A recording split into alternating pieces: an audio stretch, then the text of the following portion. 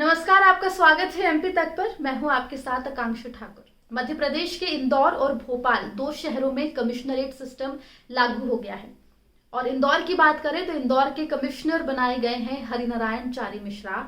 और आज हमारे साथ बात करने के लिए जुड़ रहे हैं खुद हरिनारायण चारी मिश्रा जी। सर, आपका बहुत बहुत स्वागत है एमपी तक पर। आप सभी दर्शकों को यहाँ पर मैं बता दूं कि हरिनारायण चारी मिश्रा जी 2003 बैच के आईपीएस ऑफिसर हैं। इंदौर के कमिश्नर बनाए जाने से पहले आप इंदौर के आईजी भी रहे हैं।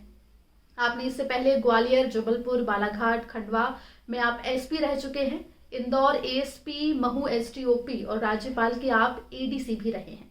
सबसे पहले सर, आपको इस नए पद के लिए ढेरों बधाइयां। बहुत बहुत धन्यवाद। सर, आप इंदौर के पहले कमिश्नर बने हैं, तो ये हम जानना चाहेंगे और बिल्कुल मध्य प्रदेश की जनता भी जानना चाहेगी कि आपकी प्राथमिकताएं क्या कुछ रहेंगी। पुलिस की प्राथमिकताएं समस्याओं के अनुरूप होंगी और पुलिस का पहला जो प्रहार होगा, जो सबसे महत्वपूर्ण प्राथमिकता होगी, जो ऑर्गेनाइज्ड क्राइम है, जो ऑर्गेनाइज्ड क्रिमिनल्स हैं, उस पर कड़ा प्रहार, उस पर और ज़्यादा व्यवस्थित ढंग से कार्रवाई, ये पुलिस की महत्वपूर्ण प्राथमिकता होगी। साथ ही साथ शहर की यातायात व्यवस्था एक बड़ी चुनौती है और उसके लिए पुलिस निश्चित तौर पे कुछ ऐसे कदम उठाने जा रही है, उसमें जो ज़्यादा से ज़्यादा जवानों को इसमें लाने के बाद से लेकर के जो कुछ संरचनात्मक जो चेंजेज जो लाए जा सकते हैं, जो कुछ नए परिवेश में पुलिस के लिए संभव भी है, पुलिस उस पर भी काम करेगी और ट्रैफिक यातायात व्यवस्था को बेहतर बनाने के लिए भी लगातार प्रयास करेगी। साथ ही साथ जैसे कि हम जानते हैं कि माननीय मुख्यमंत्री महोदय की लगातार मंशा रही है कि पुलिस अपराधियों को लेकर के बजट से भी ज़्यादा कठोर हो, एक वैधानिक दायरे में कठोरतम कार्रवाई सुनिश्चित करे और साथ ही साथ जो आम व्यक्ति है वो पुलिस को अपना एक सहृदय मित्र समझे, पुलिस हर उसके सुख दुख में उसके सहायतार्थ हो, उसके साथ हो, उसके कानून में आस्था को पुलिस दृढ़ करे। ऐसी भावना के स्वरूप लगातार पुलिस कार्य करती रहेगी और ऑर्गेनाइज क्राइम और क्रिमिनल्स को पुलिस ने चिन्हित करके उन पर कार्रवाई की पूरी प्रक्रिया लगभग शुरू भी कर दी है। सर, कानून व्यवस्था में सुधार कमिश्नरी सिस्टम से होगा, ऐसा आखिर क्यों माना जा रहा है? और इंदौर पुलिस की अगर हम बात करें तो वो पहले भी गुड वर्क के लिए जानी जाती रही है, तो कमिश्नरी सिस्टम की जरूरत इंदौर को आपको क्यों लगती है?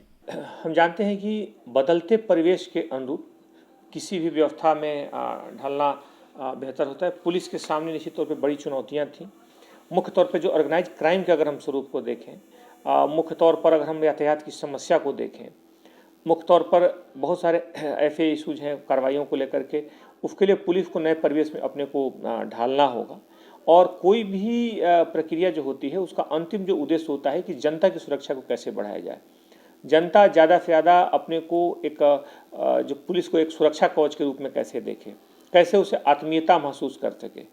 इन भावनाओं के मद्देनज़र पुलिस अभी काम करेगी। लगातार पुलिस के कुछ कानूनी जो मामले हैं, मुख्य तौर पे जो न्यायिक प्रक्रिया है, उसको लेकर के पुलिस का प्रशिक्षण भी शुरू किया जा रहा है। सर, हमने पिछले कई दिनों में देखा है कि शहर में नशे का कारोबार जो है वो बढ़ गया है। ऐसे में इस नेक्सस को ध्वस्त करने के लिए आपका क्या कुछ एक्शन प्लान रहेगा? नशे पर हम लोगों ने काफ़ी व्यापक कार्रवाइयाँ की हैं इस साल। देश की सबसे बड़ी कार्रवाइयों में से एक कार्रवाई लगभग 70 करोड़ की बड़ी ड्रग्स इंदौर में पकड़ी गई थी। इंदौर से जुड़े वो तार थे, हालांकि उसका तार पूरे देश में था, लेकिन उसमें इंदौर में एक बड़ी सफलता मिली थी। साथ ही इस तरह के और भी जो ऑर्गेनाइज क्राइम्स हैं उसके खिलाफ मुख्य तौर पर मानव दुर्व्यापार पर बहुत सारी कार्रवाइयाँ हुई हैं। ड्रग्स को लेकर के काफ़ी संवेदनशील है। साथ ही साथ अगर हम देखें तो महिलाओं की सुरक्षा, बच्चों की सुरक्षा, बुजुर्गों की सुरक्षा, ये ऐसे मुद्दे हैं जो किसी भी शहर में सुरक्षा व्यवस्था को जांचने के लिटमस पेपर टेस्ट होते हैं। यानी कि अगर ये सुरक्षित महसूस ना करें तो शहर में माना जाता है कि सुरक्षा व्यवस्था बेहतर नहीं है। तो इन सारे तमाम इन पैमानों पर, इन बिंदुओं के मद्देनज़र पुलिस अपनी कार्रवाइयों को लगातार सुनिश्चित करेगी कि वो ज़्यादा से ज़्यादा मजबूत हों, ज़्यादा से ज़्यादा गहनता से हों। हरिनारायण चारी जी, देखिए एक बार फिर से कोरोना संक्रमण जो है वो बढ़ने लगा है। लोग गाइडलाइंस का पालन नहीं कर रहे हैं। पहली और दूसरी लहर में सबने इंदौर के हालात देखे हैं। तीसरी लहर की आशंका के बीच पुलिस विभाग की क्या कुछ तैयारियां? में हमेशा से पुलिस की एक महत्वपूर्ण भूमिका रही है। मुख्य तौर पे उस दौरान हम जानते हैं कि कई बार व्यवस्थाओं को ठीक रखने के लिए, अनियंत्रित होती व्यवस्थाओं से कई बार उसको सुचारू करने के लिए, कई बार दवाओं की कालेबाजारी के लिए, कई बार नकली दवाइयाँ पिछले साल कई जगह बिकने लगी थी।